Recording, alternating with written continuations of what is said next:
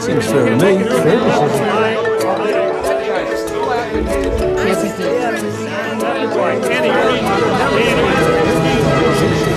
Well, if you don't know what fair is, you can't make it.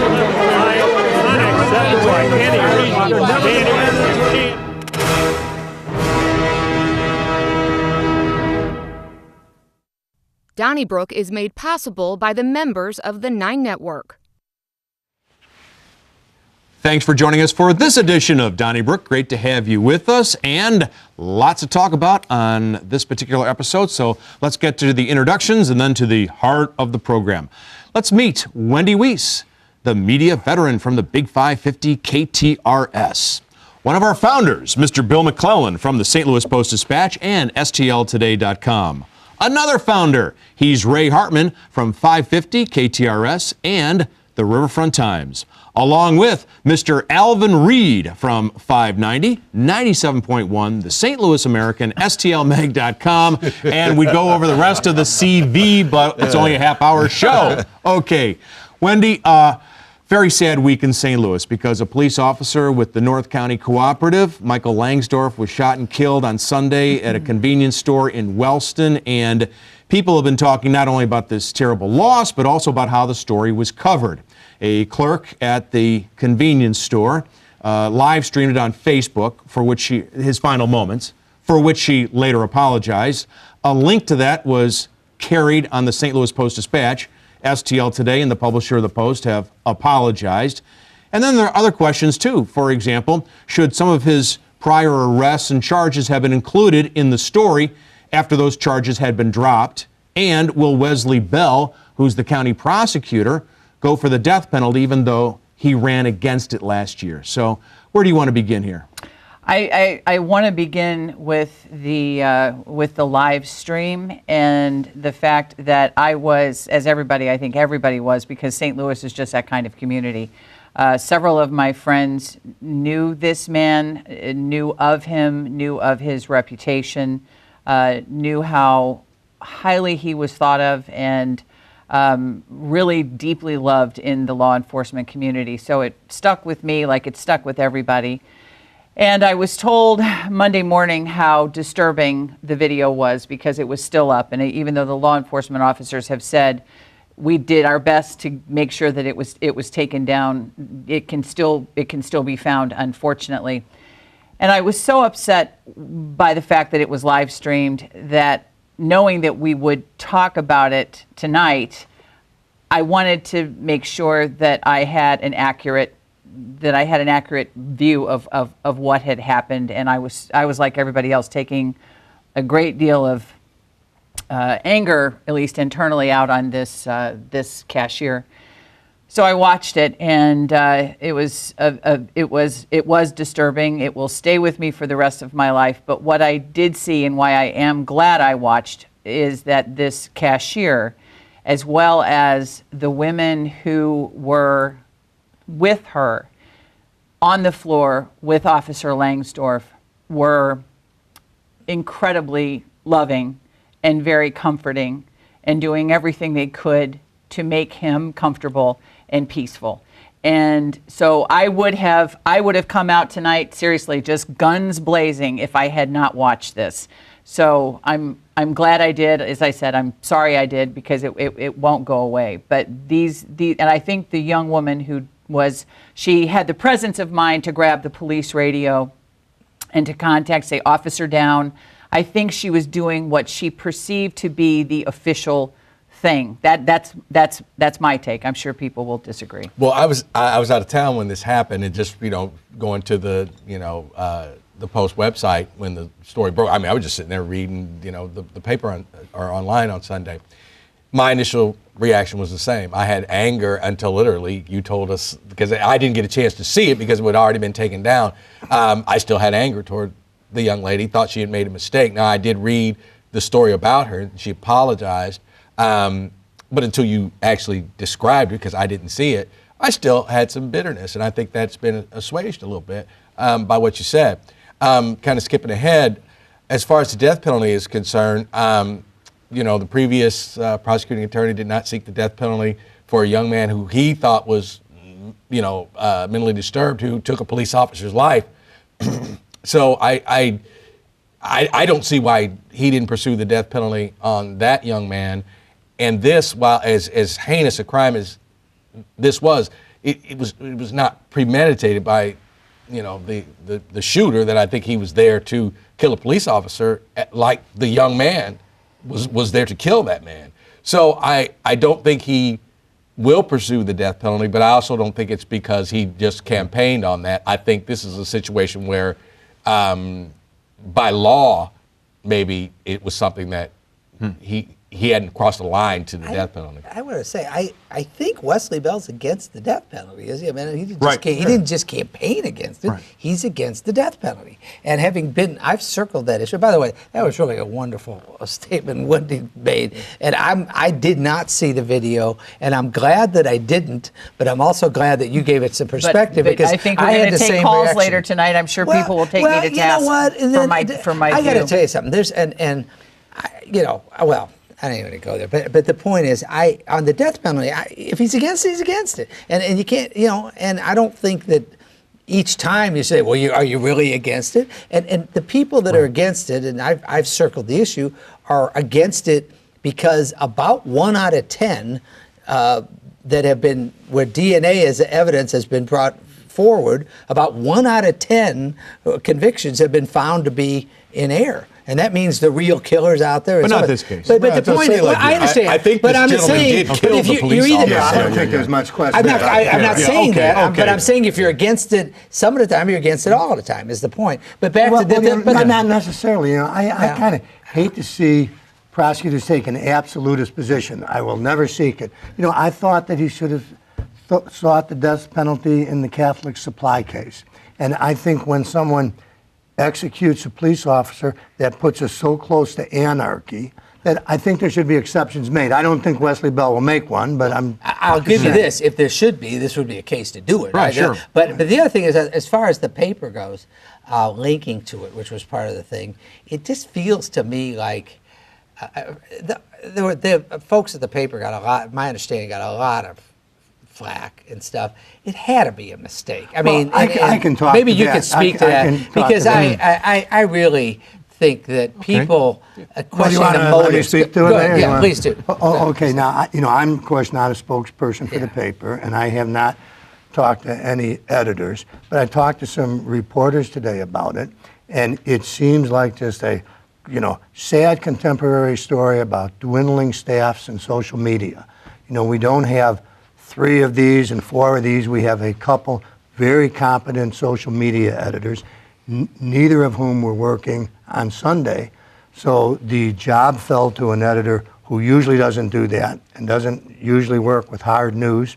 And in the rush of things, while the city desk can call for help and get more reporters and photographers, the person acting as the social media editor heard that there was a link to the scene and linked it without looking at it, and that, the bad judgment but not malicious, and had one of our regular social media editors been there, never would have happened.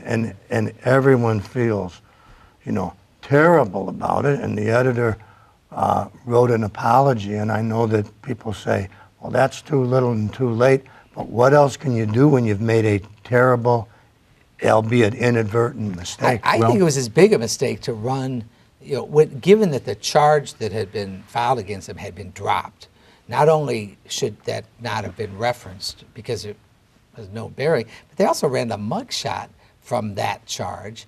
And I'm sorry, when you're in a newspaper, I've worked at a daily newspaper myself, where the first thing you're going to do is reach out to the family and reach out to the police for let me speak to this again, Ray. Right. And maybe the first same of all, issue. I would note that your RFT, where you work, they and they're not a daily newspaper, right. and they mention the charges against Officer Langsdorf. I thought that was a mistake, and I would not have done it. But on a newspaper, there often is this, hurry up and, what do we know about this guy? And it had been in the newspaper. And so, again, not malicious, and I would not have done it. I thought it was an error, but I know it was not done maliciously. Okay, let's move on because lots I of didn't things say to it talk was- about, and we appreciate all your contributions. Let's talk to Alvin about Albert Pujols, and maybe not a real long segment here, but Albert Pujols, the longtime Cardinal, 11 years, 3 times MVP, all the World Series, comes back after 8 years in Los Angeles when he went out there for his contract, and wow, did he get a reception like no other. Every time he went to bat against the Cardinals on Friday, Saturday, and Sunday, he got standing ovations, prolonged ones. And even when the Cardinals were behind late on Sunday night in the late innings, you know, we were still cheering for the guy for the opposite team. Do you think it was a bit much? Well, I was down at Ray's alma mater, University of Missouri, on Sunday helping out with the journalism workshop. And to the Huber family in Rolla, thanks for watching. And your daughter has a future in TV, I do believe. But Friday was cool, and I was in town. And Saturday I didn't see much of the game, but it continued. By Sunday night, when I saw like the end of the game, it did seem a little like the fans were kind of cheering for themselves, aren't we, lovely? Yes, we are. I think he deserved the ovations, but at the same time, I think it was a little over the top by Sunday. But good for him and good for Yadier Molina. When Michael Jordan returned to Chicago as a Wizard, he got a huge ovation. When LeBron James went back to Cleveland the first time after being with Miami Heat, wow, he got booed. So it's different cities, different Did circumstances. Albert Pujols come back the year after he left here? Oh, Would've it would have been been a very different. different Oh, and I reception. also, in my column that's in the St. Louis American this week, I went back to the day the signing was announced and snippets of stories of how they were giving his jerseys away free and he's a liar, and even Governor Nixon said, I'm disappointed that he chased the dollars to California. And not that I care what former Governor Jay Nixon had to say, but it was all there. So, oh yeah, if it had been the next year, a little different. Good for you, by the way, for pointing that out. But I will say this, because a Cup fan needs to be disqualified in this conversation. I do think it was genuine, and I think it was wonderful. And I've never been into this best fans in baseball stuff. It's not a comparison. No. It's not Manny Machado, I think, just came back from Baltimore, got a great ovation. It's not about a competition, but I also don't think it was insincere. I think it was legitimate outpouring of love. And part of it is because over the years, people have come to realize that even after the vilification that he did take, he has continued with his wife to be a remarkably philanthropic and a wonderful citizen in this community, and as well as in LA. So he deserved it, and I do think it was sincere. I totally agree that it was heartfelt, and I think what was most moving was to see his reaction, because you could tell. You never really know. You think you know a crowd that is that large, and you think you know how they're going to react. But even if there had been a smattering, I think, of boos, it would have put him off, or kind of messed with his head or his emotions. And I thought it was absolutely beautiful, and I agree with you. Hey, Ray, I want to ask you about Brandon Bosley, member of the Board of Aldermen, who has been taking a look at some of the recent crimes. And in fact, I think on Tuesday we had the 5th young St. Louisan under the age of 16 killed in about 2 weeks, or at least this month. It's just terrible. So people are suggesting different things. The chief of police would like us to have no longer have a residency requirement for the police officers, so they wouldn't have to live here, so maybe we could get more police officers in the city. But Bosley wants a curfew, 9:30 weeknights for the kids and 10 o'clock on weekends. What do you think of that? It's fine. I mean, I think that you got to do whatever you can. I mean, I think you have to have some provision for kids that have a job. I don't know how you would do it, but if a kid gets pulled over and he can show that he's employed or something, you don't want a situation where a kid can't, Get to work at a fast food restaurant or whatever. But I think it's a good idea. I mean, and I used to be totally, anti-curfew. And in the city of St. Louis, anything that can be done to try to combat the situation that's there. And as far as the residency, I have been against the residency requirement for so long. It just doesn't. I don't know that it's going to make that much difference, but I got to tell you, the idea that the city has a residency rule at this point is ludicrous. The curfew, the problem is trying to enforce it. Right. I mean, the police have so much to do with the, shootings and everything else that's going on, to have them running around and the complaints that we'll hear from civil libertarians, Ray, when they stop a group of young African Americans and want to know how old they are, I mean, it would be a huge headache if they did Not this. to mention the plan that they're talking about punishing the parents if the kids are out. So, And usually the kids are out with the agreed with parents. that. You know, I mean, that's Well, that would be okay, I think. Kids with parents. I'm with Ray. You know, I don't have a problem with it. You got to do something. The thought I had is, okay, so I'm 15 or I'm 16 and I'm out. I'm now taken to the precinct and I can't leave until like my parent or grandparent shows up. Where are my parents and my grandparents? So does that kid now have to spend the night in the jail? Well, and just think of the police stations. They're going to be like holding pens for these, teenagers. But I didn't defend every detail of the plan. Right, I know. And by the way, You're just I'll saying turn that in it's my something, civil but- libertarian. But that's the details. It's great, but the point is, You're going to have to ask for an ID, Okay. and a 15-year-old doesn't have an ID. but So we can't sit here How do you week do that? after week and talk about the situation in the city, and when somebody, in this Comes case up with from an the idea. African American community, is coming forward with an idea, try it. You know what I mean? I agree. These times call for, extraordinary I measures, agree. and I'm sorry. All right. Maybe well, it let me ain't going ask to you be this perfect. then, Bill. Lacy Clay is going to announce tomorrow a couple of things. One is that he, as a congressman, is going to file legislation at the federal level that would allow cities like St. Louis to pass gun control measures regardless of state law. And also, he's announcing that he's endorsing Kamala Harris. That in the same week that he actually filed articles of impeachment against the President of the United States. Which one do you want to take?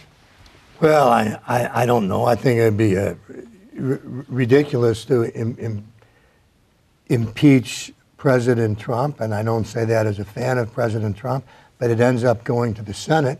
So even if you get the whole country in an uproar about these impeachment hearings and spend all your energy doing that, there's no chance of getting the man convicted. So why bother with that? As far as the gun laws, I think that'll just be decided by judges anyway, won't it? Because right now, a city cannot, at least in Missouri, a city cannot have laws stricter than the state laws, if I remember that correctly.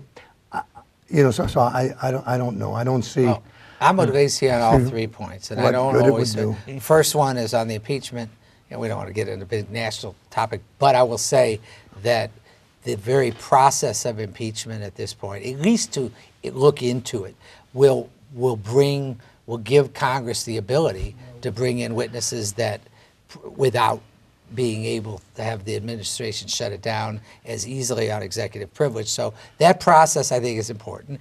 Everybody's going to have their opinion on that. Second, as far as, I don't think you're talking about, I think the fact that Lacy is coming forward with things, I thought for a long time had been critical of him for being dormant, for not being Yeah. after, and he got in front on Kamala Harris, which I think is his choice, and I think she's a viable candidate. And as far as the gun thing, I think the idea is to, at the federal level, overturn efforts at state levels to keep communities from having some freedom, and I think he's right about that. I think communities should be able to decide themselves, Right. but What I thought was so interesting about the timing in terms of Congressman Clay filing, the articles of impeachment. Did he not know that Special Prosecutor Mueller was going to go ahead and agree to testify?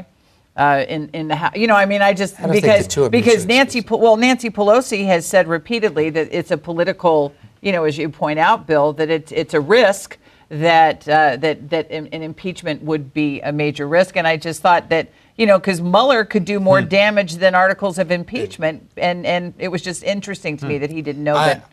I think it's too soon to endorse any candidate right now, but like you say, it's his prerogative, so he can do that. I also would be interested if in the next week or two, maybe by the end of July, somebody's name pops up that viable they could take on Lacy in the 2020 election. Interesting. And I think that's the whole point. You Interesting. bingo, bango, bongo. Yeah, I think Corey, something's is her up. name Corey Bush? The woman who ran against him her. last year. Right. She was endorsed by Alexandria Ocasio-Cortez, and she's still out there. So in all three of those cases, he's gone pretty Wow. far to the left. And I think Not that he wasn't right. part of the But left. I don't gotta think it's tell you her. something. I think it's going to be somebody somebody else. else. I think in You know what? another 2 years, maybe 4 years, Wesley Bell, if he does well as a prosecutor, I think Wesley Bell would be I a formidable disagree with challenger. Mr. Reed. I was one of the things I did prediction-wise was I said that I thought I was the only one on the panel that thought Wesley Bell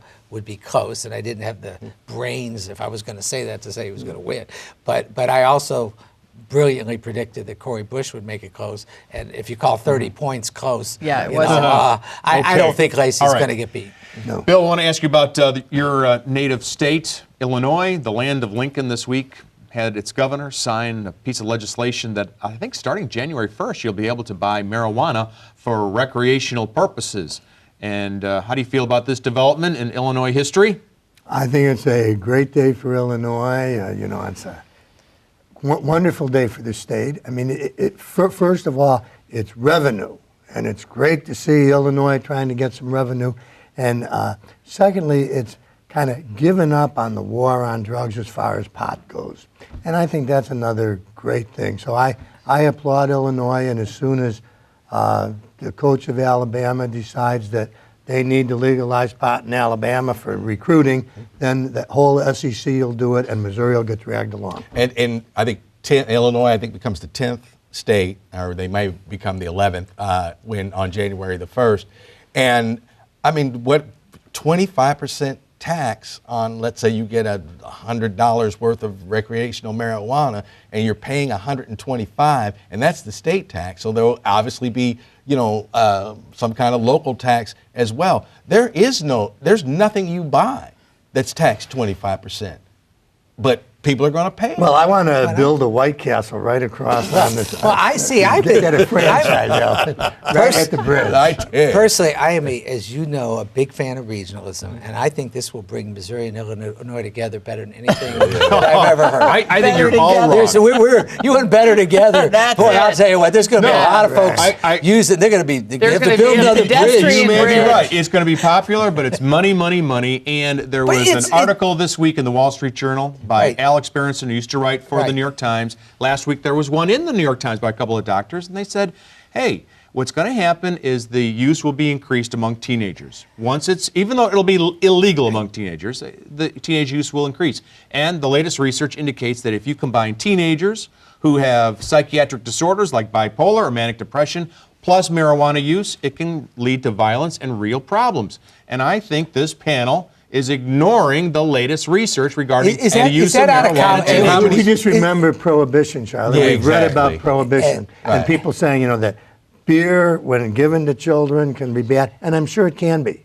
And I'm not saying that this is a panacea, this is going to make everybody happy and healthy, but overall, it's a good thing. How about Well, and I so? don't think you can possibly. I mean, certainly there's research to suggest the perceived dangers that you're talking about, Charlie. Not perceived. But we all know about the dangers of alcohol, and that's what- nobody's talking That's about what that. everybody says. Oh, That's- well, pot is so benign and No, it alcohol has- so dangerous. nobody No, said but, that. but you Charlie. can't. Oh, yeah, you are saying no, that. No, You're no, saying you the money. can't. Let's go for the No. money. Well, the Hey, money's Charlie, gonna is- be good. And no one's brought up the possible dangers. But there, among the youth. there's danger The with human- marijuana, but why aren't we addressing Yeah. the dangers of Alcohol is a bigger and problem. dead-on We do. collisions We and address dead it all the time. teenagers? Alcohol is a and bigger dead- problem Charlie- than marijuana will ever be. Exactly. Charlie, is this why the what's parents in point? Colorado What, have? what do you? I mean, The point is the human brain is still developing until the age of 26, Okay. and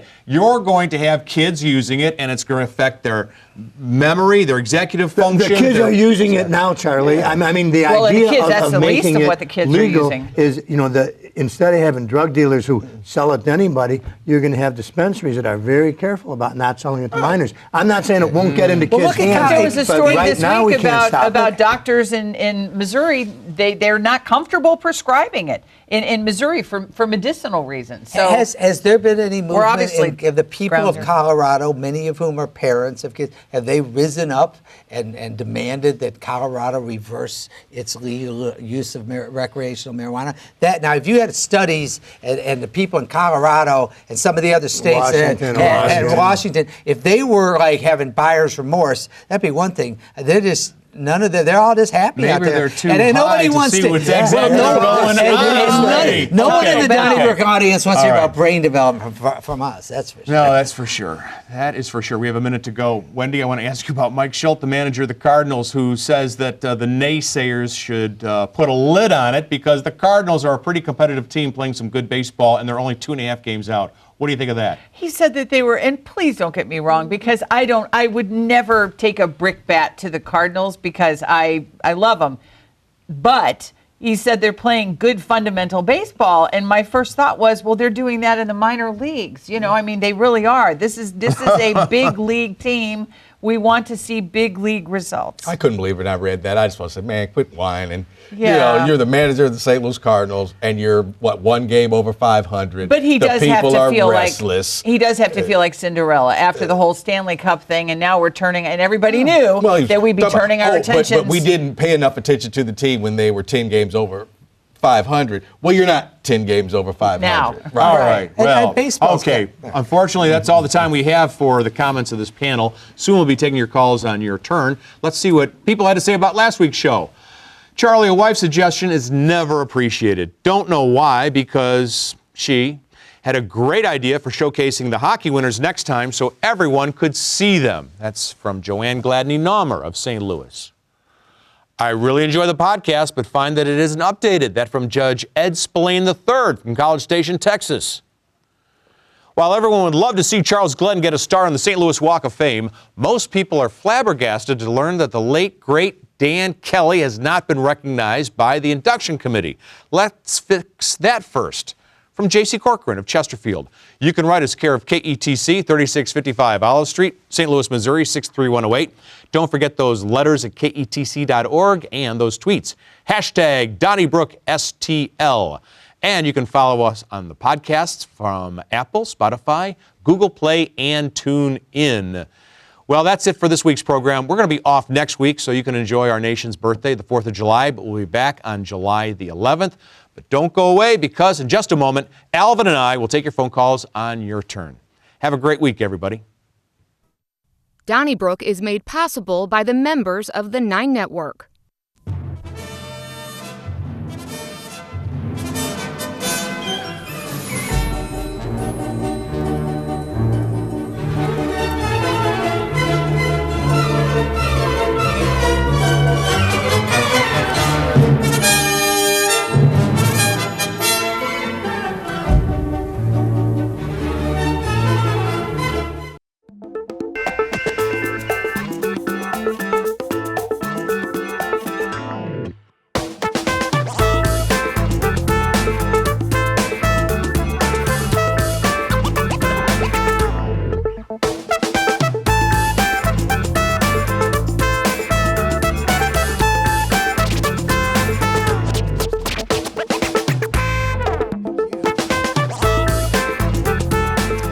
Summer's here and the time is right for your turn. Charlie Brennan, Alvin Reed. We're going to start with Todd in Jefferson County. Hi, Todd.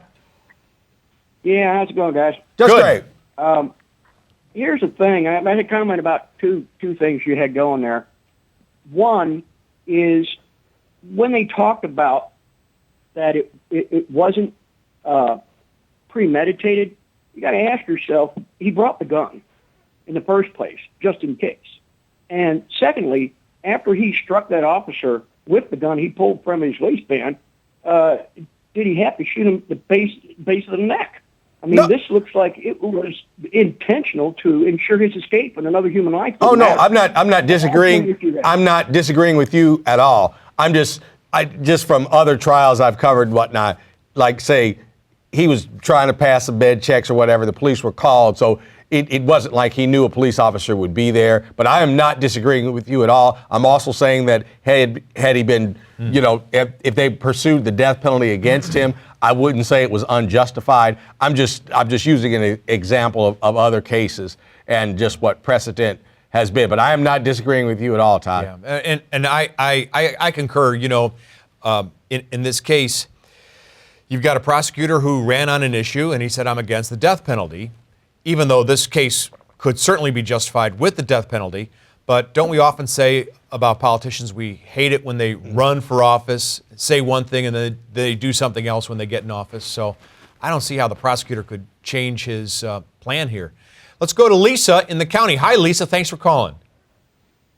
Yes, I've got a question regarding the legalization of marijuana in the state of Illinois. How are the employers going to handle drug testing?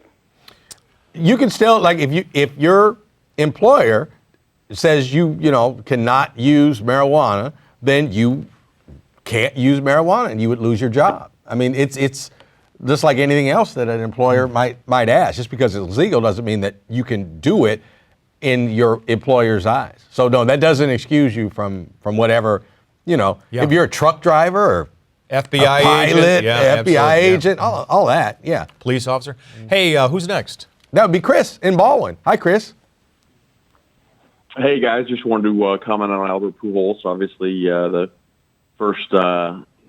best 11-year start to a career, I think definitely warranted the fans' reaction. I was able to watch on TV Friday, missed the game Saturday, and then got to attend the game Sunday night. Wow. And was happy to stand up and cheer for him, and not only the great athletic career he's had, but even the better person who the things he's done for the community and so many people. So I definitely don't think it was too much, and maybe we're supposed to tell us fans who showed up Sunday night, okay, because we cheered so hard Friday and Saturday, let's tone it down a little bit. So just wanted to say he was.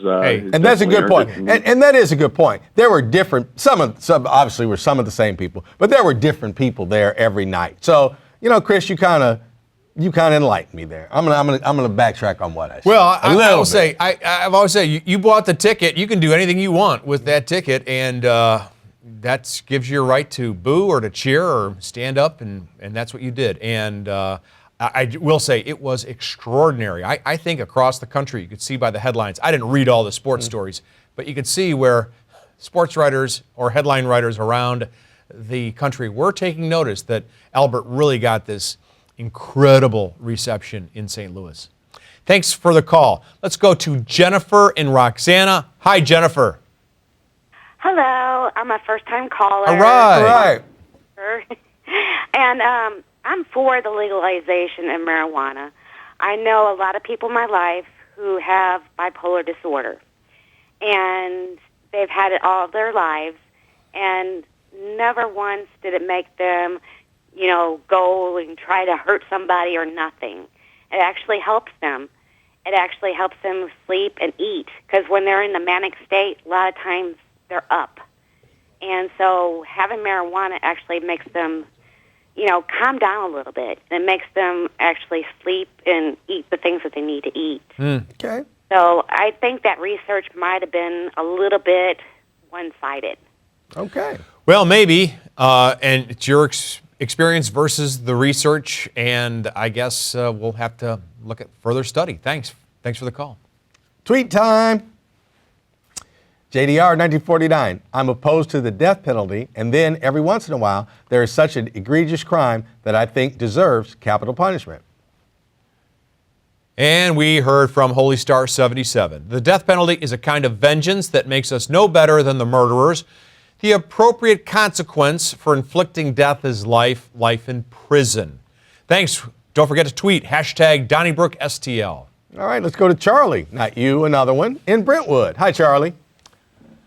Yes. What about they call them carcinogenics that come off of this stuff in your lungs? Does that have any long-lasting effect of marijuana? Does, like cigarette and tobacco juice? Well, the quote from the studies, it's nowhere near as much as cigarette, but yes, there is some.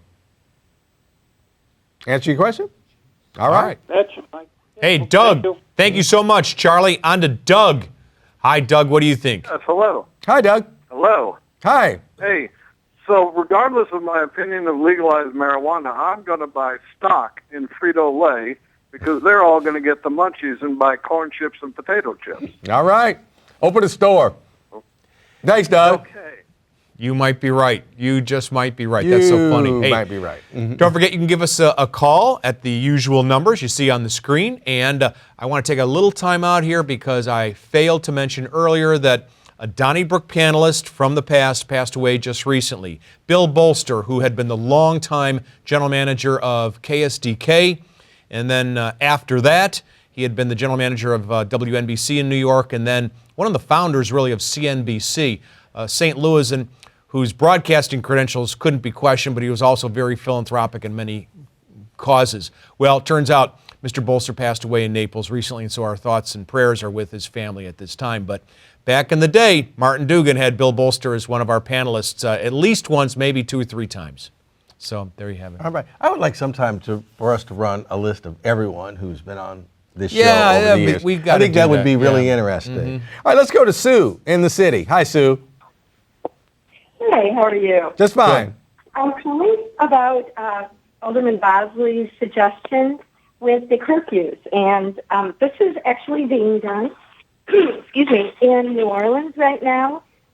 We recently were discussing it in our neighborhood ownership model, our NOM, for the Shaw neighborhood, and it's a program that New Orleans has been using. They've used it off and on through the years and has seen success. So I don't know if he got that, somebody in our neighborhood sent that on to him or whatever. I don't really know, or maybe he read the same articles.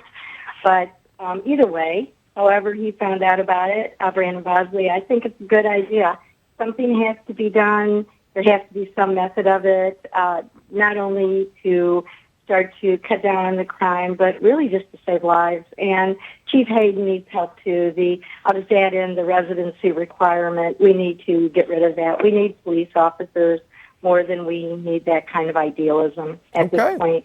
We just need it. So thanks for the call. I'm really hoping to see both of those things. Okay. Thanks you. a lot. And I will look that up. I'm going to look that up because I wasn't aware of that. So thank you, Sue. I would say, as much as the residency requirement may thwart some people from moving, becoming police officers because they don't want to move into the city for whatever reason, I don't think that's going to do it. There is a police officer shortage around the country. Seattle, Indianapolis, Boston. And right now you've got that where a lot of people, for whatever reason, don't choose in this economy to be police officers, but also the pay in the city is lower than it is in the county. And I just don't see, even if you eliminate the residency requirement, how you overcome that. Who's next? That'd be Albert, also in the city. Hi, Albert. Albert. Hello, Charlie. Hello. Hello, Charlie. Hello. Hi. Hello, Alvin. Hi. Yeah, my comments about the curfew enforcement. I got picked up in the early 70s when I was a young teenager. Congratulations. In the city of St. Louis for curfew. And I remember when they used to come on the TV and say, it's 10 p.m., do you know where your children are? I remember that too. I remember that, and I was usually outside, honestly. Yeah, anyway, I got picked up for it, and they called my dad and made me come down to the made him come down to the police station and pick me up at the old 3rd District at Pestalozzi and Limp. What time was it? What time was it? Oh, I don't know. It was late. Okay. It was, it was after midnight for sure. All right. But okay. I know they used to enforce it occasionally, and it was 10 or 10:30 back then. All right. Thank you. All right, Thanks, thank Albert. you. Another great call. Let's go to Carol in St. Louis. Hi, Carol. Hello. Good evening, gentlemen. Hi. How are you this evening? Good. Yes, I'd like to address the legalization of marijuana. Have any of the panel ridden Metrolink or Metrobus lately? No. I was on Metrolink like about a month ago. Okay, well, here's the deal. I ride it back and forth to my 2 jobs, both the Metrobus and Metrolink. And, gentlemen, let me tell you, some of these people actually reek of marijuana. A while back ago, late in the evening, a young gentleman boarded the bus, and he reeked of it so bad that he actually steamed up the back of the bus. Wow. The bus driver actually had to address the issue. So yeah, everybody's doing it. Legalize it, tax it, make some money off of it. Well, I will say, thanks for the call. I walk in my neighborhood, and on Sunday, I said to my wife and our friends who are walking, do you smell the waft of marijuana? And it seems like throughout the whole area, the smell of marijuana permeates the St. Louis countryside. There we go. Yeah, that happened a couple times in Columbia when I was down there for the workshop. You're just walking along, and you get that waft, as they say. Hi, John, in the city. How you doing? Hey, Alan. Hey, Charlie. How you doing? You're not going to like me for saying this, but shame on both of you. All right. Because the reason why is that you're talking about drugs and baseball and all this, but there are kids dying on our streets. Charlie, you brought it up. Someone under 16 years old. How many young children have died in the city of St. Louis on our streets? That is the biggest offense that everybody in this entire region should be screaming about. Okay. Well, John. My kid, I don't care. All right, John. Let me just explain something to you. Sometimes we don't talk about things because there's no disagreement. So we all agree that that's a terrible thing. We were talking about if the curfew would be helpful as far as maybe trying to get some kids off the street and alleviate some of this crime. But no, we didn't go into it tonight because we don't have any disagreement on it. So that's how it works. Thanks, man. Tom in Afton. Hi, Tom. Oh, Tom in Afton? Yes. Yep. Oh, okay. Well, I just happen to have a different look at this. I've never smoked marijuana, never smoked cigarettes or anything like that. I'm an old retired guy, live off investments and Social Security. But over a year ago, my predominantly stockbroker, which is based here in St. Louis, everybody knows, they invited and told me to change some of my investments to Altria, which owns Philip Morris, and they were going big time investing into the what is it, the Jewel or stuff like that? Or yep. I think it was like five. I think it was like there's five. money to be made there. Yeah, I think it was like $5 billion. I know. They said get in early. They said get in early and make your money now. There you go. And did you? That's all I got to add to them. Did you make that investment? Yeah. Did you make? Yeah. You jumped. I don't think marijuana's a bad thing. I really don't. My folks were tavern owners back in the Central West End back in the 40s and 50s, and I know all the dangers of all that stuff. But you're not going to eliminate this, So if I can make a buck off of it, let's have at it. There you go. Thank you, sir. That could apply to a lot of things. Thanks for the call. All right. John in Hazelwood. Hi, John. I got a comment on the marijuana legalization as well. I think we've legalized a lot of things that are just negatives. We got smoking, we got alcohol, we got drugs, we got pornography. All these things aren't really a positive. I mean, we've legalized them in the name of freedom. You can do whatever you want, but this leads to an overall decay, in my mind, of society. I don't think it's a positive. I don't think there's any positive health benefits from marijuana as a recreational thing. It might be medicinally for people, but recreationally, I don't think it adds anything at all. And if anything, it's a negative. All these things are negative pills on our society, yet we've legalized them all because in the name of freedom. And, we'll see where it leads. I mean, Rome kind of gradually decayed. Okay. Well, John, thanks for your call, John. What happens here? John, you think we should still have prohibition? He's no longer with prohibition. I mean, it didn't work. All these things, we can't save ourselves from ourselves. Alcohol is, it's fun. It's fun. We want to do it, but it's not good for us. All these things are good for us, but yet we legalize them all in the name of. So we'll see what happens. Okay. All right. I'm not denying the users enjoy it, marijuana that is, and alcohol, but I'm just saying that it's not as benign as some people want us to believe. That's my opinion. Hey, we have a tweet here. I just moved from Los Angeles, virtually a pot dispensary on every corner. Be aware that purchasers deal to kids. The practice is rampant. And in Colorado, more babies are being born THC positive. This is not a harmless development. That from Val Miller, 56. Welcome back, or welcome from Los Angeles. Phil in Lebanon. Hi, Phil. Boy, that's a long-distance phone call. Yeah. Hope you didn't call collect, Phil. Well, actually, I'm sitting in a hospital bed at Barnes. Oh, wow. I've been a long-time cancer patient and migraine sufferer, and I have. I'm sorry, I got the TV on too. All right, yeah. But I've been a long-time sufferer and been denied any type of medicinal treatment because of the fact that Missouri doctors couldn't issue me anything over in Illinois, and Illinois couldn't, and back and forth. And I think it's a shame because I've suffered through radiation and chemotherapy and things of that nature, and other people have. And I know that we're talking about legalization in the state, so I'm going to be as brief as possible. Thanks. But the legalization in the state, I think, is wonderful for the tax revenue, and it has been good for other states, and I also think it's going to free up law enforcement. Okay. All right, thank you very much, Phil. Appreciate that. All good points. Let's go to Deborah in Melville. Hi, Deborah. Hello. Hi.